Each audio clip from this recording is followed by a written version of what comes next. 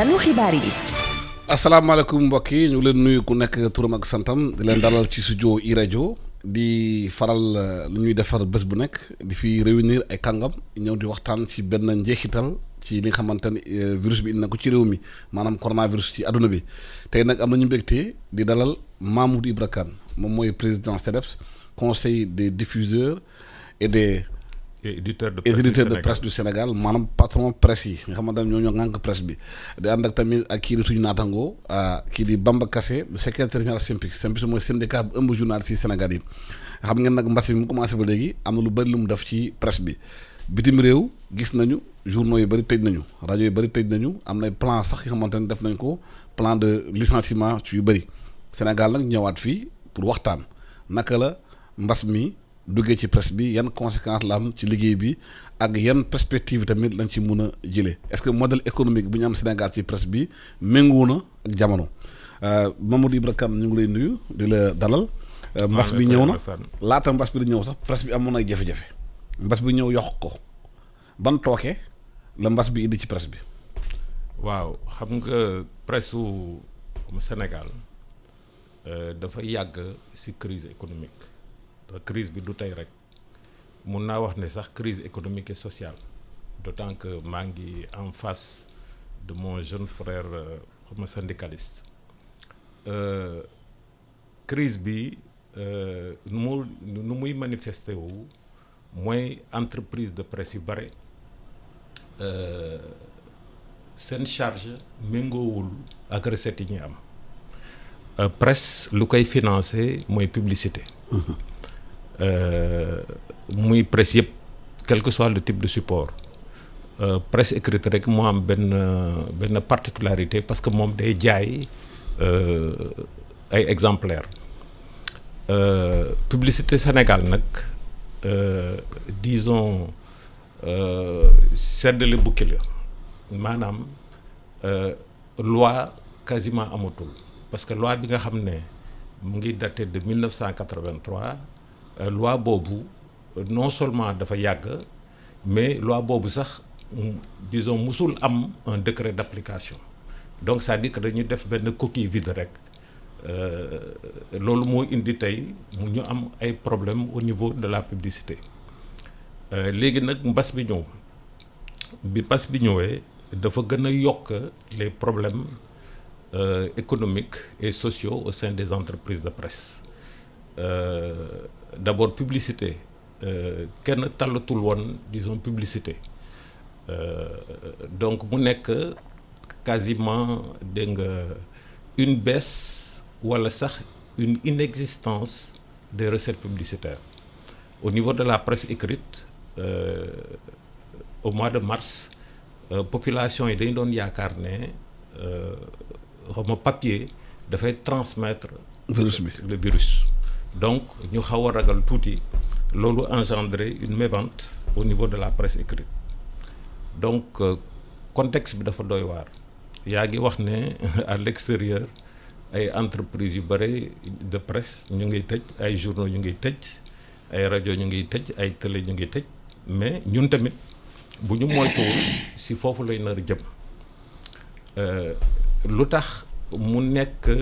li xaw a doy waar mooy presse ak nu mu munti mel presse dafa baax ci réew presse institution la dans un système démocratique. Donc moo tax réew yu bare dañu jël ay plan d'aide à la presse ñenn ñi di ko woowe plan d'urgence comme ñun fii Sénégal ñeneen ñi di ko woowe simplement subvention à la presse subvention yooyu c'est pas que secteur u presse dañ ko faral déedéet comme ni ñu dimbali yeneen secteur économique yëpp dañu war a dimbali presse tamit parce que presse bu fi jógee dégg nga lu ñaaw lay indi ci réew mi nga nekk opposition wala nga nekk au pouvoir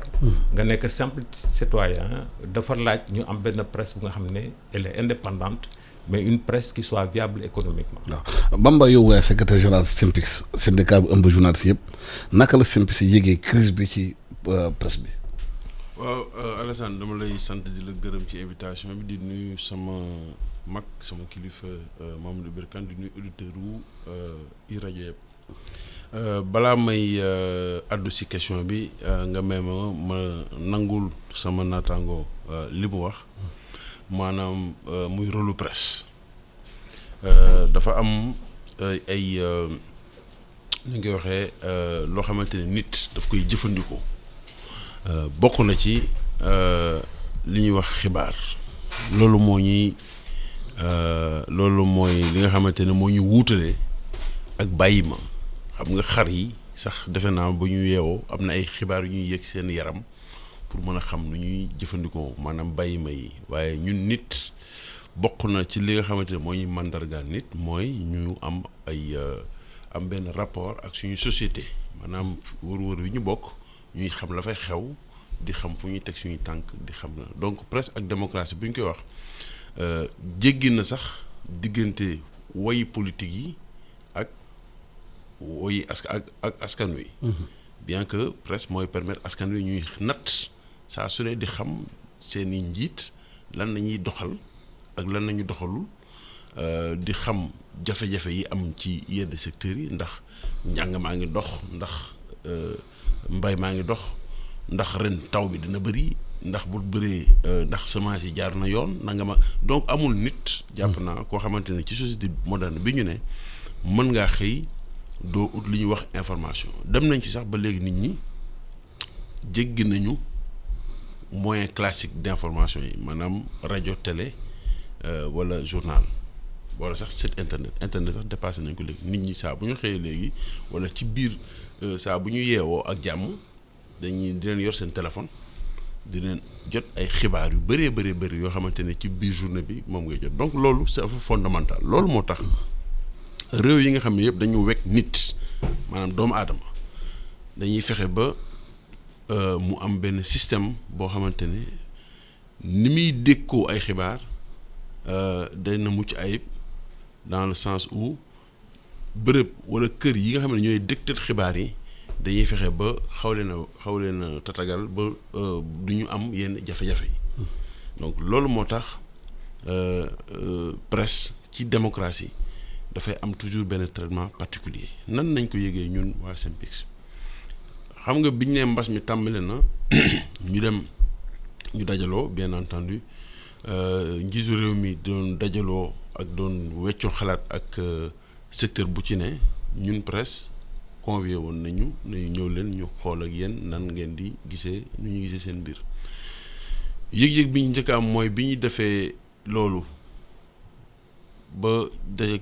njiitu réew mi ba mu joxe ay indication jàpp ne ci biir mbas mi war ñu dàq nit que ci cadre boobu dina yokk sax yenn yu mu waroon jagleel presse beeg yu demee noonu ay bés nañ ci teg am benn média bu nekk fii boo xamante ne premier média boo xamante ne juróom benn nit yu fa doon liggéeyee dafa dakkal seenu liggéey ne leen kat Covid bii ñu jëm man mënuma renouveler seen contrat xam nga kon am na ñàkk ay place wala ñàkk liggéey commencé na woon dès le début ci biir Covid bi yëpp tamit situation bu mel noonu dafa gën a yokk ci biir Covid bi également nan nañ ko yëgee mooy liggéeykat yi nga xamante ni tey jii par exemple waroon na fekk ñu appliquer leen convention collective bi parce que ci biir Covid bi quand même arrêté d'extension bi génn na tey xam nga xel xalaatul ngay dem naan sa ki nga xam ne daf la war a fay te doon la fay xëy na payoor bu néew nga ñëw naan ko yokkal ci cadre boo xamante ne moom si boppam recette yi mu waroon am amatu ko xam nga kon loolu beneen jafe-jafe la weesuwul tamit am nañ ci biir également yeneen cas yoo xamante ne yu récent la yoo xamante ne maanaam kay ay woyu këru liggéeyukaay yi jëm ci wàllum tasum xibaar yoo xamante ne xëy na amoon nañ ay retard ci ay payoor retard yooyu tey dafa gën a tar donc ñun yëg nañ ko bu baax ñun liggéeykat yi bien entendu nag ñu ngi saluer et ça je pense il faut que ñu nangu ko quand même effort yi nga xamante ne patronat de presse def na ko malgré que ci contexte bi ñu nekk daanaka amul benn ndimbal bu ñu jot parce que benn xeetu ndimbal rek nañ jotagum boo xamante ne mën nañ ko mesurer muy ndimbal li nga xamante ne dafa aju jëm ci lu ñu woowe aide à la presse. aide à la presse mooy enveloppe bi nga xamante ne nguurug Sénégal at mu ne réewum Sénégal sax laay wax parce que souvent fii dañuy jaxasee réew ak nguur. at mu ne réewum Sénégal dina ko jël jagleel ko secteur média bi yoon nee nañ day jóge waroon na jóge ci benn ñëw ci ñaar maanaam juróom-ñaar fukki million la woon bi yoon ñu ne dana yéeg ba ci benn milliard ak ñeenti téeméeri million juróom-ñaar téeméeri million la woon bi yoon mu war a ñëw milliard ak ñeenti téeméeri million waaye seetlu nañ ni loolu daanaka amul benn impact ci ñi nga xamante ni ñoom ñoo yor presse bi maanaam ñi nga xamante ni ñoom ñooy fay nit ñi liggéey ci presse bi ndax séddale bu doy waar la sama ñoom naataango yi ñoom Mamadou wax nañ ko fu ne ñu nit wax nañ ko fu ne ni mu waroon demee daal jàpp nañ ni demewu ni mu amoon yeneen mesures yoo xamante ni tamit état daf ko annoncé woon loolu xam naa ni moom dina ci àddu xëy na mais jàpp nañ ni ba léegi daal ñun ci xibaar yi ñu jot mesures yooyu kenn doxalu ko léegi bu weesoo loolu parce que loolu mooy suñu particularité réew ndax jamono jii ñu nekk nga xamante ne jamono yi xalaat la jamono yi gàttandu sa ëllëg la nga xamante ne Covid bi moom kenn mënu ko bañ lëmbaaje na àdduna lëmbaaje ndax ni mbir yi daan doxee contexte bi Mamadou déterminé léegi muy contexte bi nga xamante ne moo lié à la publicité moo lié à notre lu ñuy wax environnement écosystème des médias contexte boobu ñun jàppoon nañ ni ci biir Covid bi waroon nañ ci mën a profité pour gën ko repenser gën ko teg xëy na dinañ si ñëw si kanam mais li ñu seetlu mooy loolu amul. waaw loolu laa la bëggoon laaj nguur gi newoon na au delà de aide à la presse bi am na lu muy jàppale maison de presse yi dafa ni ba loolu ba léegi antuwul. non antugul dama bëgg a insister lu Bamba wax léegi aide à la presse montant bi dañ ko multiplier par 2 comme il l'a dit mu jógee 700 millions dem 1 milliard 400 millions mais aide boobu profité wul aux entreprises de presse comme ni ma koy faral di wax ay at ak at chaque fois bu aide à la presse ñëwee ministère de la communication ñun actuellement ministère de la culture et de la communication nu muy répartir aide boobu c'est en violation de la loi actuellement ñu ngi am code de la presse bi nga xam ne ñu ngi ko voté en juin 2017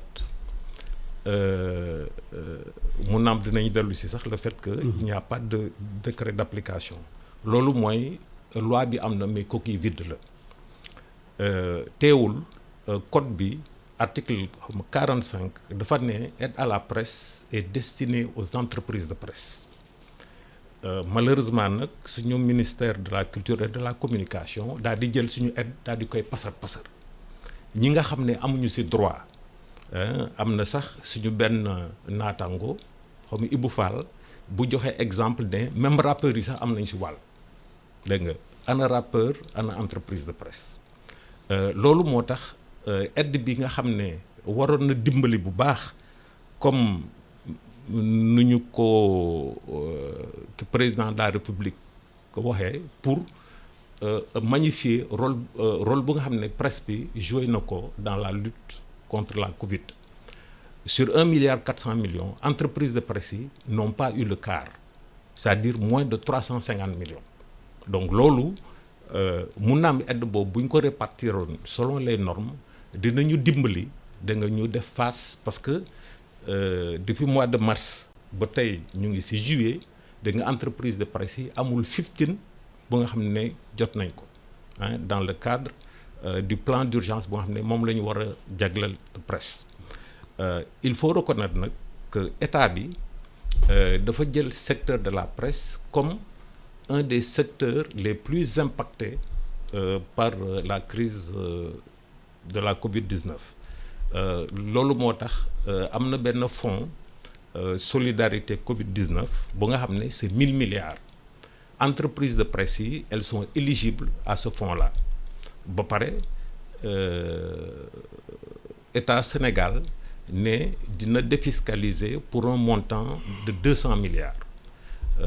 comme presse c'est un secteur impacté donc presse dina am ay fonds comme ni ñu ko defee pour le tourisme comme ni ñu ko defee pour la culture wala d'autres secteurs économiques qui sont impactés comme le transport aérien ak yooyu et cetera donc dina am ay fonds yi nga xam ne dinañ ko jagleel presse pour dimbali presse bi mu def face à la crise parce que non seulement crise économique la mais aussi crise sociale la sànq bam bu ngi wax ne yenn entreprises yi dañu bañ a renouveler les contrats dégg nga mais c'est que xam nga boo nekkee chef d'entreprise sa obligation mooy nga remplir sa contrat vis-à-vis de tes employés vis-à-vis de tes travailleurs mais boo xamee ne mënuloo faire face à la situation donc il faut nga jël ay mesures il y a le non-renouvellement des contrats il y aura certainement des licenciements pour motif économique des licenciements ou bien le chômage technique parce que boo amul loo fay doo leb donc c'est ça le problème donc pour le moment amagul benn mesure financière bu nga xam ne jéglal nañ ko entreprise de presse. mais fonds boobu ñu doon wax mais am nañ si yaakaar. fonds bi fu mu toll. waaw fonds bi secteur bu nekk bu fekkee ne dafa impacté donc dafay justifier ban façon crise naka la dundee la crise ok donc après mu jagleel ko à l'État léegi état bi nag daal di wax ne waaw dinaa leen mën a dimbali si nangam ak nangam ñun comme secteur communication lañ nekk suñu ministre de tutelle moom lañ koy jagleel léegi suñu ministre de tutelle nag daal di waxtaan avec ses collègues de l'économie et des finances. oui Bamba amoon code de la presse bu ñu waxoon te code de la presse bi daanaka définir la muy entreprise de presse ñoom ñu am droit et de la presse ñu am droit exonération ak yooyu mais dafa mel ni code de la presse depuis bi ñu ko voté ba léegi kenn xamul fu mu toll décret d'application yi amul dara bougé wul dafa mel ni sax nguur gi xëy na presse bi sax communication intéressé wu leen. waaw loolu de ab natt la boo xamante ne mën nañ ko am bu ñu xoolee bu baax mbir yi ni muy doxee dama bëggoon rek balaa ma jàll ci question boobu ma dellu si waat tuuti ci sama mag Mamadou Ibra Kane li mu wax. effectivement noonu la war a demee jëm ci wàllum fonds bi nga xamante ni dañ ko war a jagleel presse bi comme secteur mooy fàttali nag ne mbir mi gën naa metti na lool fu mu nekk nii ci entreprise de presse yi ak ci ñi nga xamante ni dañuy fay ay liggéeykat. waaye tamit di fàttali ne bés bu ñu demee ba éligible ci fonds boobu tamit jàpp nañ ni muñ bi ñu muñ ba jamono ji dinañ ko gën a muñ et que dinañ jël en compte également l'aspect social bi nga xamante ne moo ëmb entreprise yi nga xamante ne moom la ñuy jiite. ndax tamit xel du nangu nga ne man dama nekk secteur impacté bon xëy na aide à la presse bi ni ma waroon demewu ni bu ëllëgee bu ñu amee benn fonds boo xamante ne vraiment état du Sénégal nangu na def ci alal bu xaw a takku boobaa it bu ñu mënul recruter jàpp nañ ni du ñu licenciement économique moom ci secteur boo xamante ne c'est un secteur sous perfusion bu ñuy aider ak fonds public dina xaw a doy waar. justement est-ce que yéexaayu mise en place fonds bi du tax entre-temps entreprise presse yi asphyxié wu. waaw bien entendu parce que bu fekkee ne loo xamante ne mois de mars la tàmbalee ba tey jii ñu ngi ci mois de juillet nga xamante ne mat na juróomi weer ak lu tegal te dara beesu fi amul lenn benn jéego bu dëgër bu ñu teg mën naa andi jiixi jaaxa effectivement mais loolu également sax daf may permettre ma répondre à la question bi nga wax sànq ndax sànq da nga ma laaj ne ma entreprise de presse yi ak code de la presse nan la leen définir man ma bëgg sax jàll ci lu gën a sori loolu li ñuy woowee tey écosystème des médias au Sénégal maanaam wër-wër yi nga xamante ni ci wàllum bind ak i texte mooy tax ñu ne diw lii média la entreprise la lii média wu falaa la loolee loi bi certes wax na ko mais tey dafa am ay jéego yoo xamante ni daf ci waroon a tegu te loolee bokk na si li ñu gën a jaaxal ndax loi boo xamante ne juin 2017 nañ ko voté xamante ne laataa ñu koy voté déjà toog nañ juróom-benn ba juróom-ñaari at yoo xamante ne bu fekkee ne yéen a ngi fàttaliku koy traîner. foo toogul ñu naan la waaw non dañuy dépénalisation dem boobu mujj gi sax ñu jël loi bi yëpp code bi yëpp ñu tënk ko ci dépénalisation alors que loolu benn pàcc bu ndaw la ci woon. mu dure presque ay at yu bëri ba finalement marche gars yi wax seen ras-le-bol def marche exprimé wu ci cadre boobu ci nañ ne léegi nañ yóbbu loi bi assemblée nationale ñu voté ko mais loi bu ñu voté 2017 ba 2020 ba tey lii defe naa la juróom-ñaari fan ci weeru juillet 2020 fii ak juróomi fan mu mat ñu nekk ci fukki fan ak ñaar ci weeru juillet mooy bés bi nga xamante ne moom nañ ko promulgué woon donc sax léegi dépassé nañ sax anniversaire u ñetti at yi nga xam ne moom nañ ko voté woon ndax loi bu ñu ko voté ba pare dañ ko war a promulgué le 12 juillet dañu promulgué woon loi boobu boo toogee ñetti at promulgué woo ko jëloo décret yi nga xamante ne ñoo si war defe naa ni jaaxle war na commencé ci volonté gouvernement pousse mbir yi mu leer. gis nga Alassane ñun lii ñuy kaas ak lii ñuy laajte du pour suñuy poche pour suñu réew la loolu il faut nit ñi nangu ko lu tax mu nekk pour suñu réew bu fekkee ne dañu nekk ci réew moo xamante ne secteur média bi dañ ko organiser mu am une loi sur la publicité bu claire am ay orientation yoo xamante ni da koy accompagner yu claire ñu xam d'abord ci métier bi ñu nekk nii ak média yi ñu nekk li ñu woowee média public ak média privé publicité boobu ñu ne ku nekk nangam moo ci sa pàcc parce que am na ci yeneen réew yoo xamante ni dañ naan publicité média public munoo am ci say recettes munoo am plus de par exemple 20% wala munoo am plus de 30% de commercial donc loolu yëpp bu ñu koy def c'est pour permettre également aux médias privés nga xamante ne très souvent dañu am benn genre indépendance éditoriale bu différent ak bu média public pour le permettre ñu mën a dund te kenn du leen sarax parce que aide bi sax boo xoolee benn instant ni muy demee ni genre sarax la bu ñuy joxe rek at bu ne boos bu nañ ko tuddee noonu jàppale la xëy na ci benn secteur waaye ni ñu koy joxee comme kuy joxe ay sarax donc bu fekkee ni ñun dañu bëgg am une presse mais nag loolu question de vision la dañu bëgg am benn presse boo xamante ni dafa indépendante dafa autonome financièrement dafa mën a dem nekk dans un secteur concurrentiel ñefe andi ay produits de qualité pour am nit ñu koy suivre ba pare dafa jëlee ay ressources bu fekkee ne loolu lañu bëgg mënuñu toog ñetti at te mënuñu sax définir lan mooy entreprise de presse parce que tey loi bi bind na ko mais décret yi nga xamante ne mooy fixer statut ak kenn jëlagu ko donc bu ñu ko jëlagul effectivement artiste bu mu neex nga woy sa woy ba sa woy neex nga dem jël xaalis ci wàllum Covid bi en tant que acteur culturel mais également bu ñu commencé di joxe aide à la presse bi nga ñëw ne man de am naa benn site ñu jël ay quelques millions jox la donc loolu moo andi problème bi de façon générale maanaam wër-wër yi règles yi nga xamante ne dañ ko war a teg muy règles yi nga xam ne ñooy définir doxalinu secteur bi règles yooyu ñoo amul te pourtant de xalaat bu dee xalaat moom xalaat nañ ko bu yàgg ndax Sénégal xalaat na ba ne il faut mu am code de la presse xalaat na ba ne suñu code de la publicité dafa obsolète parce que 1983 man ci at moom laa dugg école te bu ma demee ba am yenn nekk muskalaf am yenn at yi boobu ba léegi ñu ne la loi boobu amul sax décret loolu xam nga ne problème la muy deuxièmement troisièmement ñu ne même régulation barki démb gis ngeen fii ci benn média totalement média bu jël ay wax yu tegginuwul yoo xamante ne da yàqum réew totalement mu jël ko plaqué ko dugal ko ci site internet bi parce que ñoom jàpp nañ ni loolu information la loolu bu fekkoon ni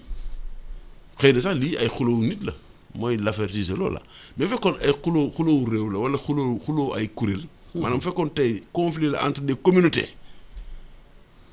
média boobu du taal réew mi bu baax léegi nag dañuy xaar ba lu mel noonu am ñu naan fii la nag yi jaar ñun moo tax dañ ne ci biir Covid bi diggante mois de mars ak mois de juillet bi warul woon am lu ñu wooyee dafa waroon am genre résilience institutionnelle la xanaa loolu mooy juróomi weer mënoon nañ ci profité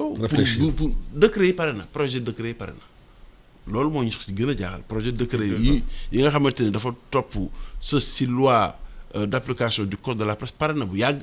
mu ngi ci fa mu war a ne desul lu dul ñu ñëw présenter ko conseil des ministres waxtaanee ko siife ko loolu rek moo ci des te loolu mat na ñetti at donc dafa am jaaxle bu bëri bu mu indi loolu jaaxal na ñu bëri décret d'application yi pare na ba léegi signé wuñu ko ñuy traîner lan moo tax est-ce que am na volonté politique de régler le problème de la presse au Sénégal parce que gis nañu comme ni ko Bamba waxee plus de 250 sites ci la gis gën a bëri ay artistes la ñoo ko moom ay communicateurs traditionnels ay mbër ku nekkee créé sitam di joxe information te askan wi xëy na seen jàng tollu fi nga xamante bu ñu segg lan mooy information bu baax la mooy information du bon. waaw xam nga si at bi ñu nekk ñaari yoon si conseil des ministres président de la république joxe na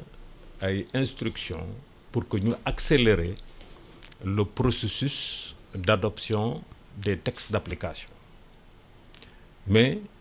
ñu jàpp ñaari yoon ñu koy wax kenn deful dara conseil des ministres waaw lu tax kenn deful dara waaw da war di donc effectivement li nga wax mun nañu ragal ne volonté politique bi doyul parce que bu volonté politique amoon. ba da nga wax peut-être gëmuñu ko. waaw bon comme man du ma politique. du ma si sore mais li am mooy code de la presse le projet de code de la presse si boppam mu ngi judd septembre 2009 mu am ay problèmes pour la dépénalisation wala déprisonnalisation les acteurs des médias def concession ne am na ay problèmes yu nga xam ne c'est important nañu bàyyi les atteintes à la liberté de presse mais pour le moment nañu jàpp lu fondamental pour la profession maanaam ñu assainir l'accès à la profession parce que ñëpp xam nañu Sénégal Samba Boy bu jóg ne journaliste cartouchard bu nekk les cartouchards de l'université de Dakar et l'université de Saint-Louis léegi partout donc si presse bi mu dem ba ñu ne ay maîtres chanteurs rek ñoo fi nekk parce que dañuy inventer seen carte de presse dem si manifestation yi di laajte ay per diem boo leen joxul la per diem presque ñu indi fa ay xeex dégg nga donc ñu ne il faut que ñu assainir secteur boobu parce que d'un point de vue professionnel képp ku jóg rek ne journaliste la loolu moo tax muy am ay rumeur loolu moo tax mu am li Bamba wax xamuloo ban information nga war a joxe ban information nga warul joxe donc loolu c'est fondamental pour ñu assainir pour les soi-disant journalistes ñu bañ a taal dëkk bi parce que c'est important ñaareel bi entreprise de presse yi dañuy wax entreprise de presse dégg nga mais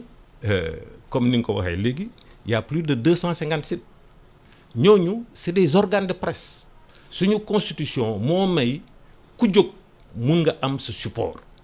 yomb na ci internet yomb na ci presse écrite rajo ak télé il faut nga am licence mais dans le principe képp ku jóg mun nga am n'importe quel média boo bëgg léegi ñu ne droit boobu ñëpp am nañ ko mais bu fekkee ne da nga bëgg a def activité économique dans le secteur de la presse il faut nga créer entreprise de presse donc code bi dafa énoncer ay principes léegi nag mu am benn décret d'application bu nga xam ne moom mooy définir statut entreprise de presse malheureusement loolu amagul moo tax du ma ko ba ragal a wax rusa wax même suñu ministère de la culture et de la communication xamul lan mooy entreprise de presse moo tax mu jël suñu xaalis jox ko ñi nga xam ne du ñu entreprise de presse donc loolu dafay wone ay dysfonctionnement yi nga xam ne secteur pour l'accès à la profession kan moo nekk journaliste kan moo nekk technicien des médias loolu fu mu nekk ni ba léegi dafa jaxasoo kan mooy entreprise de presse Samba Boy bu jóg rek créer benn journalam bu nga xam ne tirage microscopique la ñu koy wax ci revue de presse rek dégg nga mu nekk un facteur d'influence donc kooku ñu koy woy patron de presse kooku du patron de presse c'est un aventurier dégg nga donc waruñu ko may dégg nga mu mbubboo entreprise de presse pour mun a def li nga xam ne ay ñaawteef la donc yooyu yëpp sànq doon naa wax après Bamba aussi jot na si wax tuuti presse moom moo ñuy aar ñun ñëpp indépendamment du fait que société humaine bu munti nekk muy démb dégg nga muy dans en l'an 2050 wala 2100 dañuy soxla information te information professionnelle moo ko mun a traité tey information bare na mais nit ñi dañu réer. parce que information bi dafa bare ba nga xam ne jaxasoo contradictoire mais journaliste bi moom moo lay permettre. nga xam lu xew dëggantaan moo koy saytu et cetera. donc on aura tout le temps besoin de la presse mais presse ñun fii suñu réew dafa am ay rôle yu bari yu mu joué rôle bu nit ñi gën a xam mooy rôle politique bi ñun suñu Sénégal jot nañ fi def ñaari alternance politique 2000 ak 2012 néew ma ne alternance du am bu fekkoon ne presse bi nekku fi woon dégg nga mais joué na si rôle fondamental jamono yooyu yaa ngi koy fàttaliku en 2000. portable yi soog a génn dégg nga ñoom ñoo doon wax les résultats dans les bureaux de vote ce qui fait que la fraude électorale dégg nga dañ ko wàññi bu baax dégg nga donc en 2012 aussi c'est la même chose dégg nga parce que la presse était libre et indépendante elle était équidistante par rapport au parti donc loolu ñun lan la ñu xam mais am na ay yeneen rôle bu nga xam ne du point de vue de la stabilité sociale Sénégal réewu jàmm la dégg nga même bu fekkee ne comme ni ko Bamba waxee sànq am na yenn dérapage yi comme par rapport à la campagne d'insulte là gars yi bu nekk actuellement dans les médias mais Sénégal on a pu garantir une certaine stabilité politique et sociale jamono yi ñu nekk jamono Covid la mais ñu ngi xeex contre Covid mais bu presse amul du am xeex. bu presse amul du am xeex parce que doo xam que maladie bi naka la évoluer yan mesure de protection nga war a jël ak yooyu et cetera loolu tamit rôle bu fondamental la dans la vulgarisation de la politique de santé publique de la même manière man jamono bi ma nekkee xale au début des années 60. amoon na ay émissions à la radio nationale à la RTS yu nga xam ne dañ ko daan jagleel par exemple le monde paysan. dégg nga am na yeneen émission bu nga xam ne comme armée nationale dañu daan joxe ay valeurs les valeurs civiques dégg nga yooyu yëpp dafa ëmb ci biir presse donc société bi dafa war a fexe Alassane Samba Diop mu nekk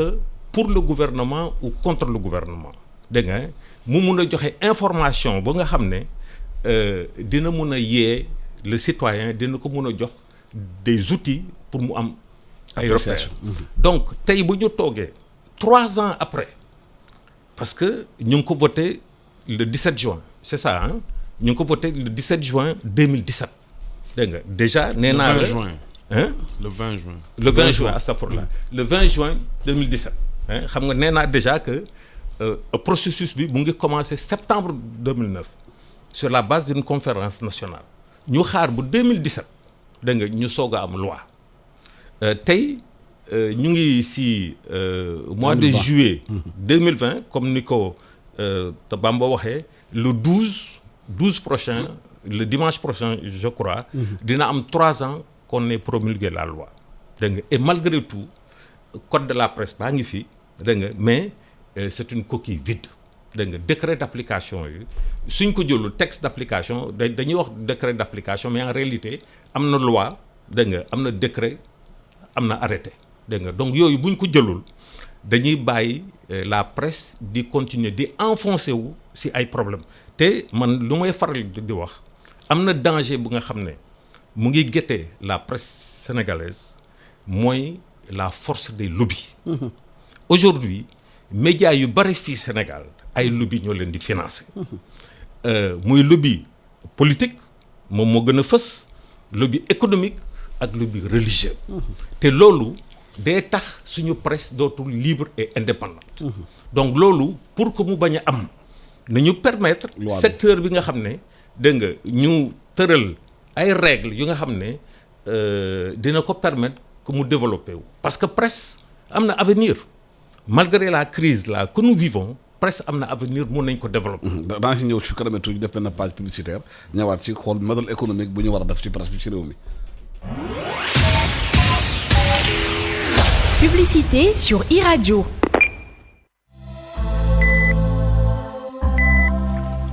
yéen ndawi Sénégal suñu réew tey la gën a soxla ay ndawam ngir xeex jàngoro ji ñuy wax coronavirus. ba tax na ginnaaw bi ñu leen gërëmee bu baax sant leen ci seen taxawaay ngir faagaagal jàngoro ji dañu ñëwaat tey ngir gën leen a ñaax pour ñu gën a dëgëral taxawaay bi ngir jëlee fi jàngoro jii di ñu wax coronavirus. njëkkee ko ci digle yi nga xamante ne kër docteur digle na ko waaye lépp ñu def ko ci yar ak teggin ndax nag coronavirus kat bàyyiwul mag bàyyiwul ndaw. nañu respecté waxtu yi nga xamante ne ni moom nañu indi ngir couvre-feu bi respecté solum masque bi waaye itam gàttal suñu tànk ndax bu ñu bëggee dakkal xuus gi nga xamante ni jàngoro bi mu ngi koy xuus bu baax ci askan bi dañoo war a gàttal suñu tànk gàttal suñu dem ak dikk ndax nag jàngoroy coronavirus ñun ñoo ko mën a xeexal suñu bopp ndax ñun ñoo ëpp ci askan bi ñun ndaw ñi ñu ngi leen di ñaan ñu respecté li nga xamante ne ni moom la fi autorité yi teg pour faagaagal jàngoro ji ñuy wax coronavirus moo tax ñu ngi leen di ñaan ñu boole xel yi boole xalaat yi ngir faagaagal jàngoroy coronavirus fii ci suñu réew di Sénégal. corona bi na fi yam sama wareef mooy dog buumu corona bi.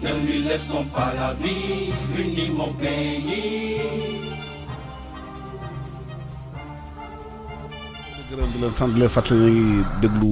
iRadio ñu ngi recevoir Bamba maanaam Kassé mooy secrétaire général SYNPICS syndicat journaliste yi ak Mamadou Ibra Kane di maanaam président CDEPS mooy patron de presse yi. Bamba bu ñëwaatee ci Covid bi bu ñëw ñu bëri nee nañu léegi il faut presse bi xoolaat modèle économique am parce que nee nañu léegi digital bi dafa am solo ci la surtout presse écrite dañu war a réadapté wu réinventé wu naka la ñuy war a def pour réinventé wu ci système bi nga xamante ne xëy na ba léegi yi fi clarifié wuñ ko. waaw mais loolu mooy jafe-jafe bi ci réew mi bien entendu réinventé wu loolu moom maanaam sàkk doxalin bu bees jamono ji ñu toll amul benn secteur d'activité boo xamante ne mën nga cee rëcc ndax bu weesuwu mbirum Covid bi nga xamante ne mooy mbas mi nga xam daf ñu dab jaxase lëmbe carte gi yëpp li ngay woowee digitalisation mooy li nga xamante ne mooy li am ci wàllum dundiinu askanu Sénégal bokk ci. digitalisation mooy lan mooy léegi bu njëkk ba da nga daan am transistor defe naa gëj ngeen a gis transistor maanaam benn rajo bu am antenne am benn bouton boo daan tourner pour mën di jàpp. di déglu xam nga loolu ay at a ngi nii daanaka suñu ginnaaw la féete. dañoo am léegi lu ñuy woowee benn outil presque universel muy le smartphone moom la nit ñi di jëfandikoo moom da nga ciy seetaan da nga ciy déglu da nga ciy lire lépp ci téléphone la nekk léegi bañ na ko sax ba bu fekkee ne mbirum commerce la maanaam en tant que individu ngay commerce ak say moroomu nit da nga koy jëfandikoo dañ ciy fay dañ ciy jot fay dañ ciy fayee ko donc loolu évidemment dafa am impact bu mu war a am ci presse bi de façon générale moo tax ñu ne le modèle économique de la presse doit évoluer boo xoolee par exemple ñu jël presse écrite Sénégal presse écrite gars yi dañuy am ay rédaction am ay charge bu ñu defaree seen journal ba pare dañ ko yóbbu impression bu ñu ko imprimer ba pare dañuy def distribution maanaam dañuy jël journal bi yi andi ko ci point de vente yi lu ci bëri sax Ndakaaru lay am parce que bu ñu waxee dëgg tey boo jëlee les 20 quotidiens wala la vingtaine de quotidiens ñi ciy passé Thiès da nga leen di compter xëy na am na si ñeent ba ñeent yoo xamante ne citoyen bay yeewoo njaareem bu yeewoo 9h mën na leen a gis ci kiosque bi mais bu bëri na ci réew mi ay dëkk yoo xamante ne tey boo fa demee soxla journal. amul journal midi nga koy jot. fekk xëy na xibaar yi mu la waroon yu andil weesu nañ ndax boo jotee ay information midi fekk na journée bi daanaka jeex na donc mu nekk loo xamante ne tey par exemple am na ay plateformes yu bees yoo xamante ne ñooy permettre ñuy distribuer presse bi presse boobu est-ce que dañu war continuer nekk presse écrite maanaam di taataan xibaar tey di ko liggéey ci journée bi pour génn ko ëllëg wala est-ce que dañu war a réinventer wu pour que di xool nan la ñuy génne une partie benn pàcc ci information yi léegi mu accessible via des réseaux li ci des nga génne ko sous forme journal le lendemain parce que comme ni ko kan waxee sànq li nekk ci xolu mbir mi mooy publicité à la kulli xaal mooy tax presse di dox ndax publicité moo lay permettre nga am ay recettes moo lay permettre nga mën a ensuite développer tey même bu fekkee presse écrite bi la il faut que ñu am publicité il faut que ñu am ay annonceurs yuy jënd espace foofu mais digitalisation bi benn xeetu publicité la ndax mooy publicité yi nga xamante ne c'est autogénéré ndax ba ngay am tey sa makkaan am sa kuréel di joxe xibaar yooyu ngay jot plus nit ñi di ko jot plus makkaan yi nga xam ne dañuy def publicité ci wàllum digital di la bàyyi xel te di la jox sa wàll loolu moo lay permettre nga mën a am ay ressources yoo xamante ne ñoo lay permettre nga dem mais est-ce que fii ñu toll nii ak refus bi nga xamante ni moom la ñu constaté ci wàllum ne serait-ce que déterminer lan mooy entreprise de presse ne serait-ce que déterminer lan mooy cadre publicitaire bi nga xamante ne parce que tey da ngay gisee benn journal démb am na sa benn naataango bu ma ko wax na ma tey de journal sangam bi ma ko ubbee fekk naa fa 8 pages de publicité. Pendant ce même temps nga ubbi beneen journal doo fa fekk 1/4 de page de publicité loolu déséquilibre la donc pour revenir à la question il faut que la presse se réinvente pour benn première raison bi mooy léegi ci benn appareil xam nga appareil ni ñu koy waxee ci wolof. ci benn appareil donc muy téléphone ci ngay jotee type d'information yëpp ndax tey bu la neexee nga fekkee streaming la gis nañ fi am na combat dañ koy gis parfois ci ay combat de lutte. kenn du ko wane télé léegi téléphone nañ koy wane da ngay jënd paas toog seetaan muy modèle économique bu bees ndax bu njëkk ba xëy na ki nga xamante ne da doon monter combat de lutte danaan dem uti télé bu mu àndal télé boobu fayee ko léeg-léeg sax léeg-léeg mu ne ko ok dinaa wane combat bi mais dañuy séddoo publicité yeeg yu demee noonu. léegi am nga droit jël say plateforme utiliser ko dem nit ku bëgg balaa ngaa seetaan nga fay. donc yow déjà di nga xam exactement ñaata nit ñoo seetaan. yaa ngi may dégg loolu rek lay wundu maanaam que téléphone bi léegi mën nga ci am rajo mën nga ci am image mën nga ci lire donc il faut que ñu xoolaat nan nañuy doxalee ci wàllum modèle économique bi ndax modèle économique boo xamante ne tey dafa appuyé rek si waaw damay def mais podcast yi gars yi dañ koy def léegi aux États-Unis depuis des années. dañ def ay podcast maanaam wàllum rajo yoo xamante ne dañ ci insérer ay publicité et plus le nombre d'auditeurs ou de clics sur le podcast pour l'écouter est important plus nga valoriser ce volume publicitaire plus nga am ay recettes mais ñun Sénégal fii boobu ba léegi podcast yi defe naa bon temps yi lay doog a commencer ñu koy commencer monétiser alors les podcasts sont monétisables. vidéo bu njëkk ba da nga daan def sa émission télé mu nekk en direct après jeex na mais tey mën nga def sa émission boo paree nga yóbbu ko ci sa chaîne YouTube clic bu ci saa bu nit cliquer ci kaw mu am lu mu la andil. donc loolu aussi dañ ko amul benn télé tey bu fekkee ni am nga modèle bu normal boo xam ne da ngay taal rek di non il faut nga intégrer lu ñuy wax les réseaux sociaux intégrer lu ñuy wax YouTube ak yu demee noonu boo ko deful doo dem donc de la même manière presse écrite bi également noonu la demee tey par exemple boo demee benn dëkk bu mel ni France da ngay gis l'équipe.fr gis l'équipe le journal mu ngi am ba léegi. am équipe TV sax. am équipe TV da ngay gis le monde.fr. am le monde journal mais dafa am benn connexion non seulement éditoriale dafa am benn connexion économique bu am seen diggante par exemple l'équipe journal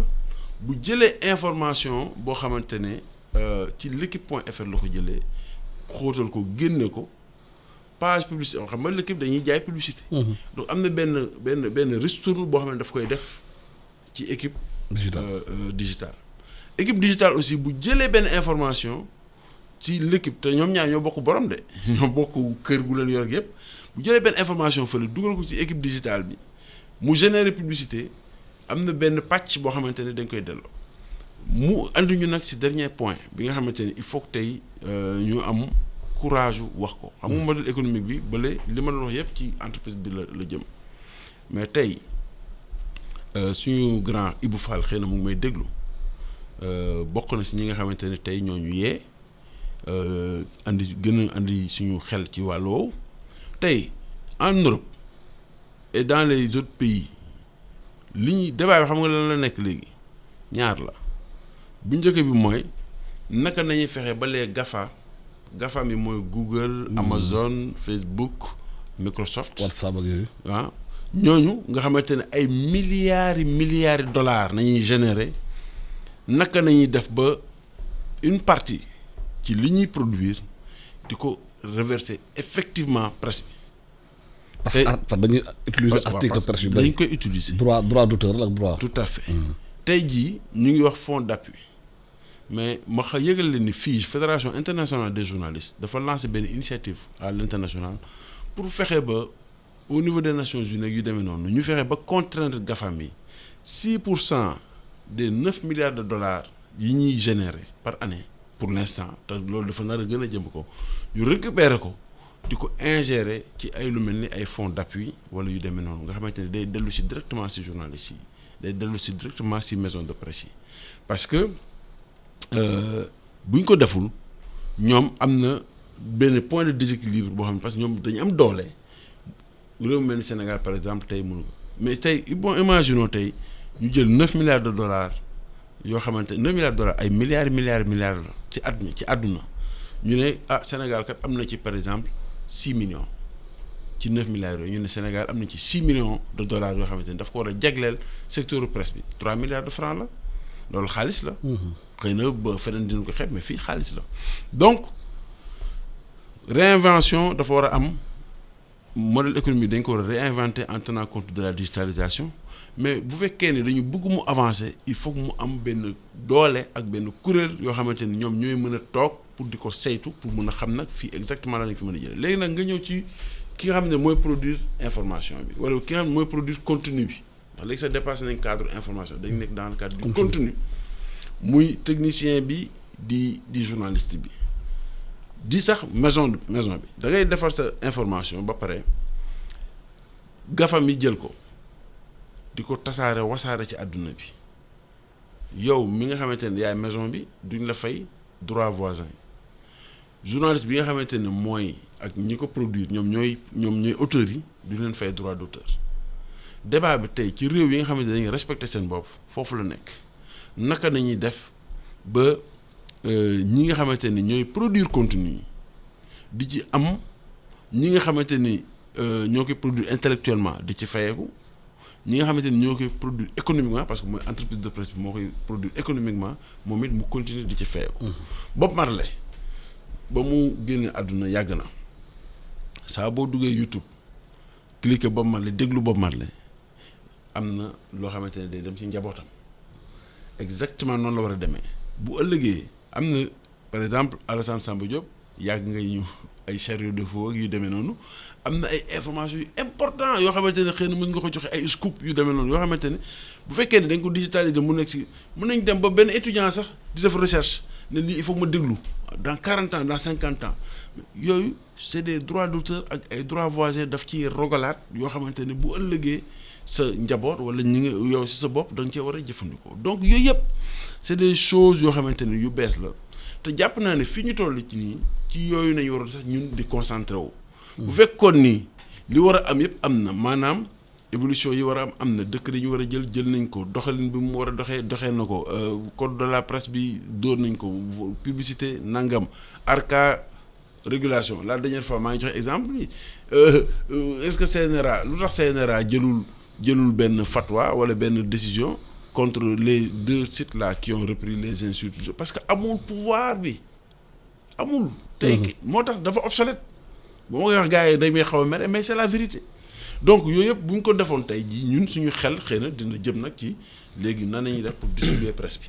nan nañuy def pour xool lii nan nañuy def pour nangam te loolu mooy nouveau modèle économique bi nga xamante ne il faut que presse bi toog ñu càmbar ko yéen télé yi am ngeen télé defe naa i rajo i télé. tey jii gis nañ Sénégal par exemple production téléfilm commencé na dox Sénégal. mais est-ce que c'est encadré gis nañ benn chaîne boo xamante ni ñëw na fii jël tout ce qui est production. audiovisuelle national mu jël ko même yoo xamante ni depuis 5 ans la mu jël yëpp dajale yëpp parce que am na doole. créer chaîne. mais bu ëllëgee chaîne boobu fan la ñu jëmee est-ce que du ñu dem ba jamono joo xam ne moom mooy imposer ay scénario ne léegi man dama bëgg ngeen def ay film ci thème bi thème yooyu ñu nar a joxoñ est-ce que ay thèmes yu ñuy arrangé la est-ce que duñ ci sërëxal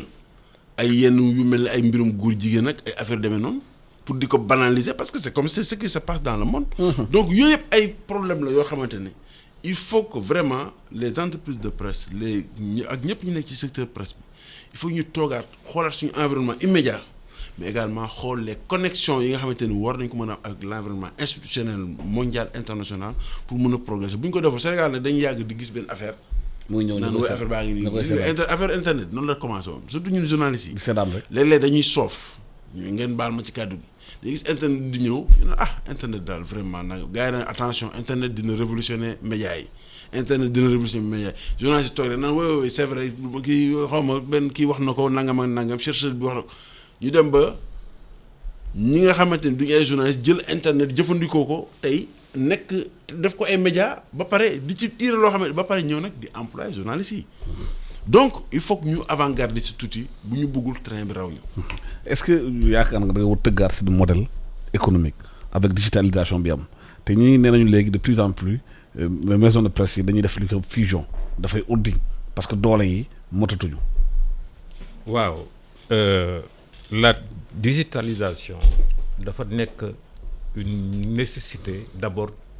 technologique ci Covid bi gis nañu dans les grandes télévisions les grandes radios internationales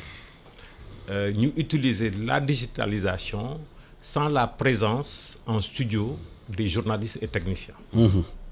ñun loolu barewul Zoom ak yooyu. waaw xam nga loolu fii. ak télétravail bi. waaw ak télétravail bi loolu disons barewu fi au niveau des rédactions aujourd'hui rédaction si yoon soxlawuñu ci rédaction en tout cas bu dee presse écrite. ñëpp ñëw. surtout waa ñëpp ñëw d'ailleurs sax ñëpp sax kenn sax mun na bañ a ñëw loolu mun nañ ko organiser. dégg nga te loolu en même temps dafay wàññi les charges parce que dootoo soxla salle de rédaction bu ngandee dootoo soxla bureau bi pour le chef de section bi de rubrique. et cetera et cetera. dootoo taal courant bi. ok donc ndox mi. voilà dootoo exactement dootoo utiliser ay ordinateur et cetera et cetera. travail bi tamit du soxla du jógee ginnaaw. voilà ginnaaw raay ñëw waaw. du perte ñaari waxtu ba ñetti waxtu pour dem liggéey. bu yeew rek xam na fan la dem. ak dellu waaw donc cette mutation là technologique il faut que ñu def ko loolu non seulement du point de vue équipement mais d'abord du point de vue de la formation. C'est fondamental. surtout formation bi. pour mun a jàll vers le numérique il faut la formation loolu moo tax ñu dellu si waat ci code de la presse texte d'application yi am na benn décret bu nga xam ne moom mooy instituer le fonds d'appui développement de la presse fonds d'appui boobu moom mooy une sorte de banque dégg nga pour les entreprises de presse parce que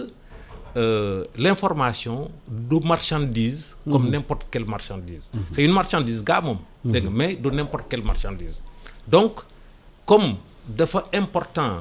dans le système démocratique donc il faut que ñu jox ko yenn avantages yi et notamment crédit bi nga xam ne par exemple crédit bu cher la crédit boo xoolee le crédit commercial le taux c'est entre 11 et 14%. dégg nga loolu dafa cher ci activité économique pas seulement dans le secteur de la presse mais de manière générale. comme par exemple boo xoolee ci Covid bi léegi dañu ne dañuy def benn crédit avec un taux préférentiel de 3,5%. ok bu neexoon gouvernement bi sax mu ne 1% mu ne 1,5 et cetera dégg nga pour que la charge de la dette ne soit pas trop importante mu bañ a asphyxier donc fonds boobu fonds d'appui et de développement de la presse bu nga xam ne dañu war a jël un décret d'application kooku moom dina ne damay subventionner le passage vers le numérique des médias formation bi bokk ci lu bari des formation bi dimbali si jëndum xawma équipement yi et cetera maintenant problème mu numérique bi c'est un peu compliqué comme ñun souvent suñu réew yi suñu réalité socio-économique yi bokkul ak waaw voilà bokkul ak pays développés yi waaw du ñëpp ñoo lire numérique voilà de manière générale la presse internet amagul un modèle économique dans le monde dégg nga asamaan nag ñun ñi nga xam ne si dans le monde am na non amaguñu ko fii Sénégal non boo jëlee c'est-à-dire que am na ñi nga xam ne ñoom réussir nañ ko mais c'est pas la majorité dëkk bi nga xam ne moom la ñu gën a xam parce que mooy suñu puissance coloniale muy France les grands médias yu nekk foofu dégg nga am nañu presse digitale dégg nga mais du loolu moom moo leen di dundal te principalement ok donc genre transition lay nekk ñun fii d'une part presse xam digitale bi dina mun a massifier les médias au niveau de la population dégg nga mais waaw ma gàttal rapidement parce que c'est que Bamba dafa wax mooy taxaw waaw donc léegi mais am na benn aspect rek bu ma bëgg rapidement très rapidement suñu presse su Sénégal dans les frontières nationales amul avenir waaw amul avenir aujourd'hui nous sommes des microscopes xawma des microbes dégg nga loolu moo tax nous subissons l'invasion des médias étrangers donc il faut que ñu am conscience loolu ñu def ay synergie au niveau national on n'a pas besoin de 23 quotidiens au Sénégal on n'a pas besoin de 17 télévisions et cetera parce que ñëpp nee nañ léegi médias étrangers gi ñëw boo déggee RFI di wax pulaar di wax fulaani France 24 di installé wu du nenn dañuy ñëw parce que Sénégal da nag dëkk am na pétrole am na gaz dañu accompagner seen entreprise yi naka la ñu nangoo ñun presse sénégalaise dañu am une RFI bu commencé wax wolof bu ëllëgee mu dem buuxanteeg yéen xëccoog yéen publicité en wolof waaw nguur gi ça aussi c'est une manière bu ko nguur gi da ngay am vision bu nguur gi bu seetaan nguur gi bu am na sax ay réew yi nga xam ne am na sax ay réew nga xam ne dañu am une politique économique donc vis-à-vis du Sénégal mais en même temps dañuy créer média pour mun a dominer le Sénégal absolument ñu ngi leen di gërëm di leen sant gërëm Bamba Kassé di gërëm aussi Mamadou Ibra Kane Aïssata Ndiaye ci kaay ma jox la kii bi parce que balaa ngeen may tirer les oreilles